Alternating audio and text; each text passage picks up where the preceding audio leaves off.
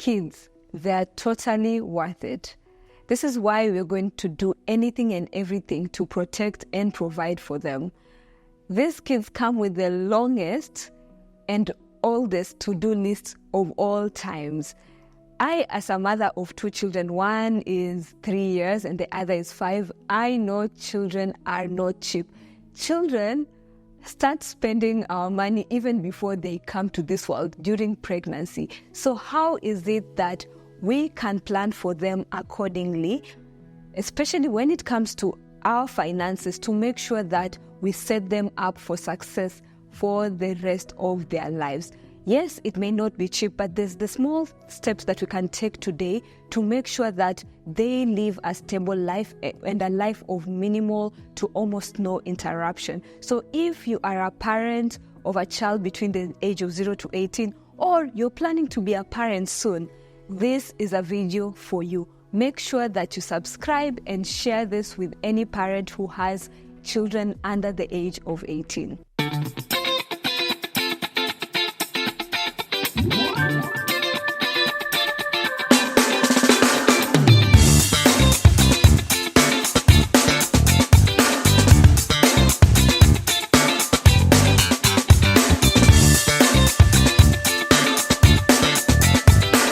Let's talk about how you can prepare for your baby financially. We've talked about how babies is equal to money out of the window. So between the age of 0 to say around their early 20s, our children are going to be highly dependent on us. Think about it. Food, clothes, shelter, education. I think by the time we're done and we actually do the numbers, this will go into the millions. So how is it can we stabilize our money or plan our finances in a way that we're not going to lose our minds? There's some questions we need to ask ourselves. Number one, how is our insurance coverage? We need to go back to our drawing board and going back to our books to see how exactly we're going to be covered even before and during the pregnancy and even after the baby comes. Because the better prepared you are, the less stress it is. You don't want this baby to come with unexpected price tags. So before even the baby comes, or if you're planning to have this child, say you already have your spouse or your partner, and there's a chance that you're going to have a child, it's important to make sure that you have put your medical insurance in place, because the worst thing is to get a surprise. Yes, you're pregnant. Yes, you're happy, but this pregnancy will not be taken care of by insurance because you had none. You have to pay off pocket. So it's important to ask yourself, okay, I'm in this relationship, I'm in this situation, a baby might come. Do I have enough coverage?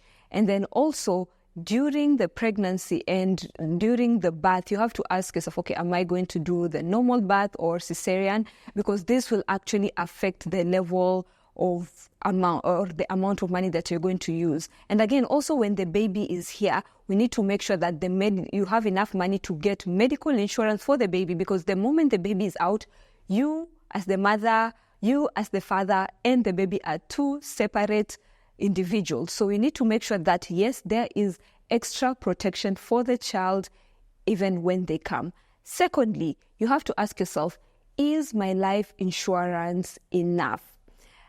If you took maybe your life insurance before this baby came, but I know majority of people actually do not have life cover, it's important to put into consideration how much will this baby need in the case I was not there. Because again, remember, as I've mentioned, between the age of 0 to around 21, 22, this child is going to be highly dependent on you.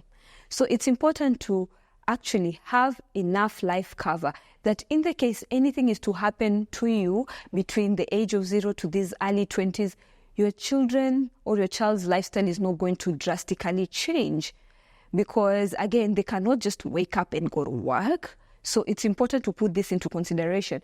And additionally, also have extra level of protection in the form of, critical illness cover and disability cover, because again, you might not die, but maybe get a serious illness like a cancer or a stroke or a heart attack and you can no longer go to work. how can we make sure that this child is still well taken care of when that happens? The second question you have to ask yourself when you're financially preparing for your child is, what are the costs of raising this child? Number one, you have to ask yourself, what can be the overall cost of the necessities? That means food, clothes, shelter, Medicare, child support, cost of a nanny. Those are very important things to put in place. So having a budget is critical. Number two, what are your paternity and maternity leave policies? And is it paid leave, right? So that you can actually work around it. And if you choose to extend the leave, or you choose to not go back to work for an extended period of time so that you can focus on this child, do you have enough savings to take you through it? Because again, remember, for you to be in a place of comfort, you need to make sure that you have already planned beforehand, before this child comes, because children are not cheap. And also, there is the opportunity cost of you not going to work. Yes, you want to spend more time with your baby, but have you put some structures in place, some liquidity, some savings to make sure that I will not have to stress about it. I'm going to focus on my child for the next 6 months or until I am comfortable before it is that I go to work. Again, another very important thing to consider is, are you able to pay as much of your debt as possible before this child comes? Because remember, the costs are going to continue accumulating. It's not going to get any cheaper. Because yes, there is now transitioning maybe from the diapers to now having to pay the school fees and buying all the toys or taking care of the extracurricular activities. These are very important things to also put into consideration. Another question is, you have investments that you can tap into, maybe investments with cash flow, where in the case you need to stay at home to take care of the child, or you need extra money to take care of the child, there is money, right? And then lastly, you need to ask yourself, do you have a support system who can help you take care of the child? Maybe even the time it is that you can no longer go to work, but okay, I can leave my child with my sister, or I can live with my friend, and I will not have to break the bank about it. So all these questions have to go through your mind, or through you and your partner's minds, before or even as you're planning to have this child. Number 3, your child is now finally here. Your bundle of joy is at home. What are the things to now put into consideration? Number 1, health insurance. As I've mentioned earlier, you and your child are now 2 separate individuals. So it's important to go back to your personal plan or your family plan and to add your child to your current cover. Or if maybe you already have one through work, you can just ask them if they allow it to add your child. If they do not allow it, you can actually get stand-alone medical insurance for your child, which you're going to put it in the description box in the case you want to get additional coverage for your child. It's standalone. It does not have to be attached to a parent, especially for the people whose employers only cover them and do not want to cover their children. This can be a very good place to start. Secondly, now your child is here, it is important to think about updating your beneficiary list. Because if, say, you already had other children, or maybe you had put another family member because you did not have children, it will be important to look through all the benefits it is that you have, and you add your child as beneficiary, because your child fully depends on you, and it will be important to make your child a beneficiary for all the benefits. What are these benefits I'm talking about? This could be life insurance, could be even your pension, or maybe even the trust fund proceeds if you already have a trust fund set up. And again, because we are talking about your child being a beneficiary, and then next point is, do you have a guardian for this child? Because as long as your child is under the age of 18, they cannot access any money. This is why we say anybody who has a child between the age of 0 to 18 have to be extremely careful in how it is they're planning for the finances, because at that stage, the children do not really have a voice. So you have to set aside a guardian, someone who can be a voice for your child if you're not there. it's a very hard thing to pick. Even for me, it was so hard to decide who can be the person I fully trust with my heart and soul to take care of my child no matter what. But it is so, so important because, again, even if you put your child as beneficiary, whether it's your money market fund, your life insurance, your pension, if anything was to happen to you, your child cannot access it until they are age 18. So if something happens to you when your child is age 3, what happens between the age of 3 to 18? Who's going to be making decisions for them? So please have a guardian in place. And then, I know this is usually a very uncomfortable topic to think about, is putting out a will. Again, all of us are not going to live here forever, but it's important if you have any assets or you have put aside any benefits, it's good to now just put them in writing, maybe through a will, to say, okay, in the case I am no longer here, this is how I want my assets to be distributed to my children or to my spouse or to my family members. So it's very clear and you have instructions on how you want things to be done. Because the worst thing is to just let the court do whatever it is that they want to do. They have no idea who you are, your family, so they will go according to the law, the succession laws, which might not be favorable for your children, because then they will decide maybe who will be the guardian for the child. They could even pick someone who you never would have thought to take care of your child. But the issue with a will is it can be contested. So which other plan can you actually put in place to make sure that your child is even safer? You could set up a trust or a trust fund for your child to make sure that anything that is in this trust cannot be accessed except by whoever it is that you have chosen. So you see, when you set up a trust and you put your assets under the trust, there is never going to be probate and it cannot be contested. So you can set up a trust, especially if you have a lot of illiquid assets or you have quite a number of investments and you want some level of structure. Setting up a family trust is important.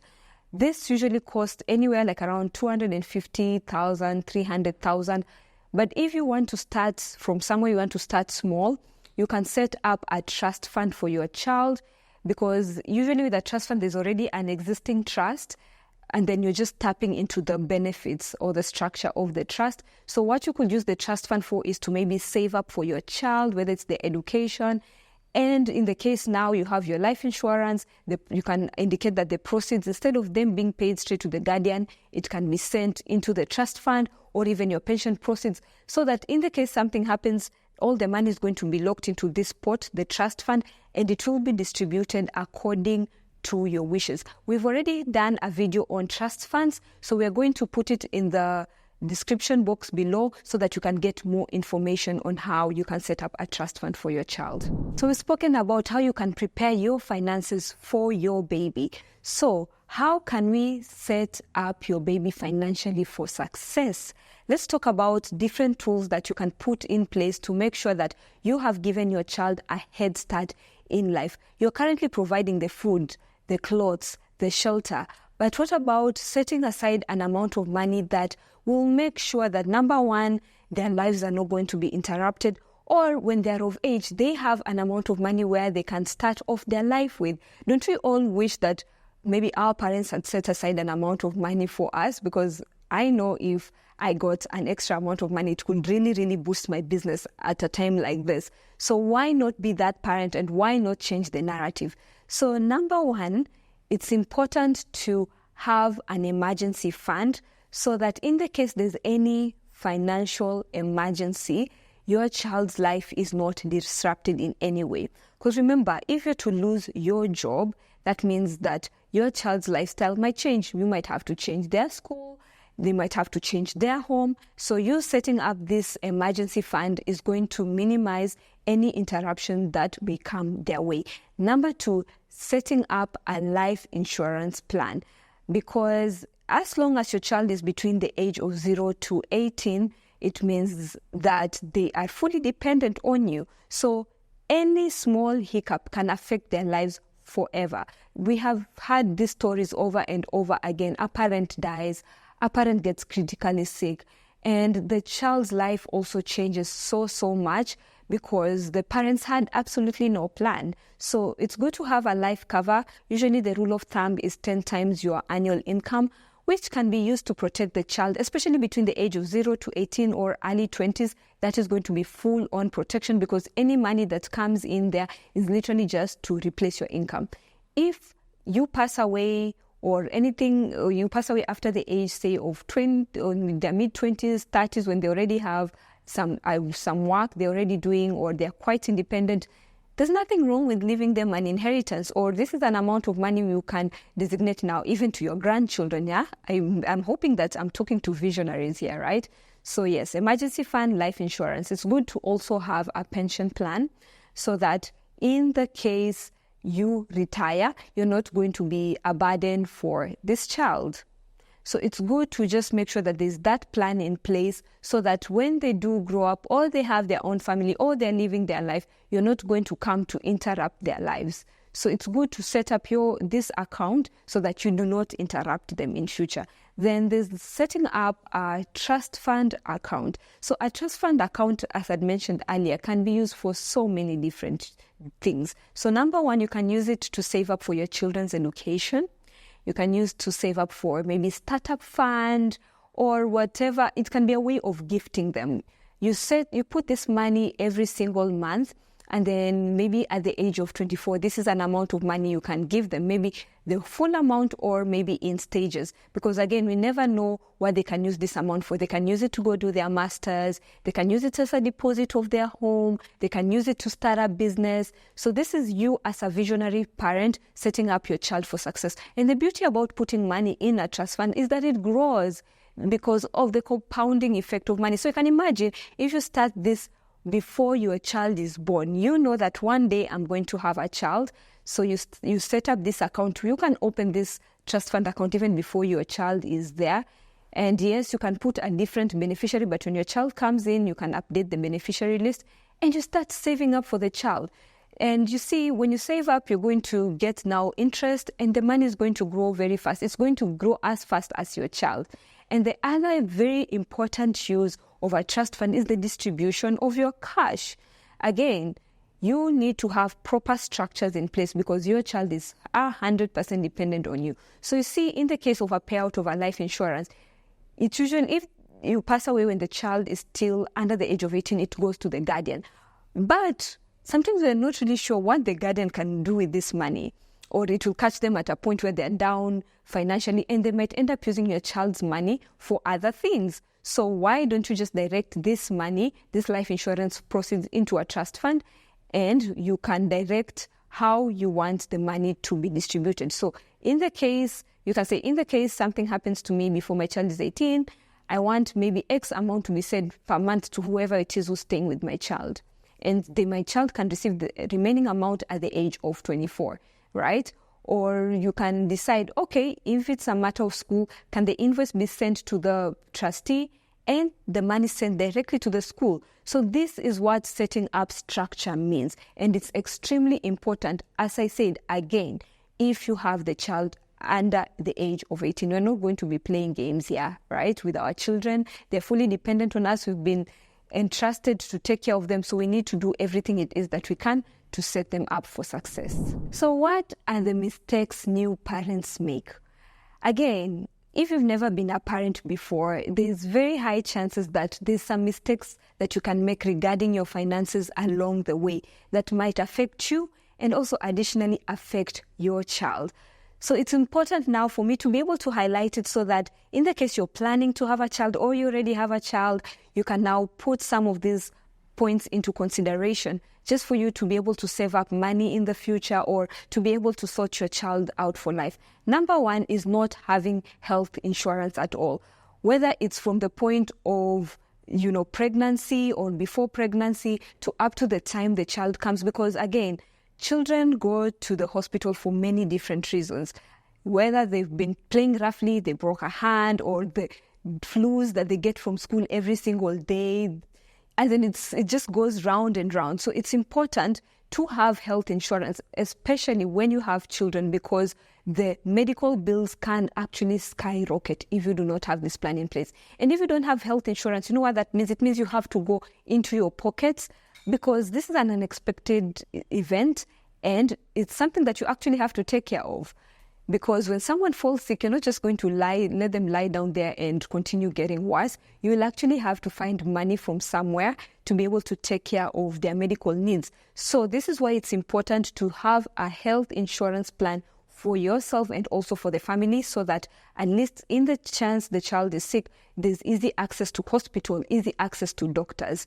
Number 2, not having a plan in the case you are to die or get an incapacitation. Again, we really pray with all our hearts that we are going to see our children grow up. But again, we know that this is not the case for all parents. I don't believe anybody plans to die, but sometimes it does happen. And people sometimes die when their children are very, very young. So what exactly are the plans that you have put in place to make sure that your income can be replaced in the case this thing was to happen? It's not a comfortable conversation, but it's a necessary conversation, especially when you have very young ones, because this is not the one we're going to, brush and, sweep it under the rug. We actually have to face it head on and deal with it, because I say that the love that you have for your child should surpass the fear you have of death. Right? Because we have so many children who are being bounced from house to house, who are facing so much injustice because their parents just did not put a plan in place in the case they were to die. So this is why it's necessary to have a life cover which will replace your income. It's also necessary to have a guardian, because again, in the case something was to happen to, say, both you and your partner, because it might be rare, but it does happen sometimes, you know that there is someone you have put aside or you set down that they're going to take care of your child. Also, make sure that you have updated your beneficiary list to include your child, to make sure that anything that is mine, whether it's from my work benefits, whether it's my personal benefits, anything that belongs to me has been put in writing and it is for the benefit of my child. Number 3, a big problem is not planning for your own retirement. As I'd mentioned, if you don't plan for your retirement, that means your child will have to take care of you when you're old, which I believe is extremely unfair. If you can right now, start putting an amount of money aside so that you do not become a burden to your child when they're older. Because remember, they might want to start a family, and because they do not have enough money, they might have now to take care of you and the family. They might choose also not to have a family, or they're going to be in a place where they can't even put money for their own savings, for their own investments. And again, they'll feel guilty not taking care of you because, you're a parent. So it's important to put this retirement plan in place so you never are a bother. Again, number 4, another very big problem with parents is we buy lots and lots of unnecessary things, especially as a new parent. Until today, I still have things that I never used when I got my first child, because sometimes you think these things are necessary, and they end up not being that necessary. So it's important to now maybe ask around, talk to your friends, do a bit more research, and you could even get maybe more affordable alternatives, and also be able to manage expectations, both of you and your child. Because another thing a lot of parents do after the children have come is buy lots and lots of expensive toys. Again, even for me with my kids, by day 3, those toys are broken or they've even completely forgotten about it. Why don't you do this instead? For example, for the toys, okay, what I do is, if I'm to buy a toy, I make sure that I match that same amount in the trust fund. Or sometimes if I feel like the money is not enough, I just send it to the trust fund, because I believe that eventually that will be of more benefit, because this is an amount of money that is going to benefit them for a very, very long time. So those are things to put into consideration. I know there's the urge to do the lavish parties, to buy the expensive toys, but again, just ground yourself and make sure that you are planning around it so that you do not spend all the money that you have in unnecessary things, and then the things that are necessary have no plan. Decisions. That is what a new parent's life is all about. So for you to live a worry-free life, or at least worry just a bit less, it's important to now put just a proper plan in place so that your princess or your prince can just also live a very stable life. So let's talk about the practical ways or the practical things that you can start with today to set your child up. Say you are starting completely from scratch, take your pen and your paper. Number one, set up a budget. It's important, as I said, to know how much money is coming in, how much is going out, so that it's very clear the amount of money that you can put aside for your child. Number two, very, very critical to have an emergency fund. Again, we do not want our children to be destabilized because we've lost a job, because life has happened, and now we need to maybe to move neighborhoods, we need to move them schools. But prior planning will make sure that our children's lives are still running as smooth even when life happens. Number three, it's important to have life cover. Again, this is a non-negotiable, because if you have a child who's that young, your death is going to really, really take them off course. If they were supposed to go down a certain direction in life, it might completely take them to the other side, and they might not be able to reach their personal goals just because you as a parent did not set them up early on. So if you have a child, please have a life insurance, whether it's a term life, a whole life. Based on your exact needs, your advisor will be able to guide you on what is the best option possible. Number four, please, again, have a pension plan. We are not about to be burdens to our children. We are going to be the ones who are setting them up. We're going to be stepping stones and not what? Not a stumbling block. Okay? You touch your chest like this and say, I'm going to be a stepping stone and not a stumbling block to my child. So make sure you plan your retirement so that you do not take them back in their own plans because you did not have the capacity to put your own plan in place. Again, very, very critical to have a will and a trust, preferably a trust, so that you can be able to structure your assets in a way that in the case anything is to happen to you, these assets are not ever going to go through the courts. You would have already sat down, made a plan, know who is the best person to take care of your child, how it is that you want your assets distributed so that it's stress-free. Again, very, very important to choose a guardian, the person who can potentially take care of your child as their own in the case you are not there. Because in the case of a death or incapacitation, you do not have the ability to take care of your child, there has to be someone who's standing in the gap. So you know who's the person who is very keen and who's loving to your child, who your child also loves, whose values are similar. So when you're picking a guardian, pick someone who it is that you're extremely comfortable with. And the good thing is that you can keep on updating your guardian with time. Yeah, and then again, plan for your children's education. Don't wait until now they're in university, you're in high school is when now you're like, oh my God, now they're in school, I need to go get a loan. No, because if you start planning now and say, for example, set up a trust fund for them, which is specifically whether to take care of their education, whether it's to take care for startup capital, maybe if they are to start their business in future, or an amount of money in the case they want to go back to school, just put this amount of money aside so you gain interest. Your child's money is going to gain interest compared to you wait until it's now time for university, now you have to take a loan, so you are paying the bank interest. And I don't think the interest rates are going to get any better. So it's important for you to take advantage of time right now because your children are still very young, so that now you can continue accumulating this money over the period of time. And when the time comes that they need to go to school, there is money already available. So the ball is on your court, parents. Do all it is that you can do to make sure that we give our children the best. We give our children somewhere to land. We give our children a stepping stone. We give our children a very high chance to succeed. If this video was useful, please put a thumbs up, share it with another parent. Sharing is caring, and don't forget to subscribe. Be on the lookout for our video next week.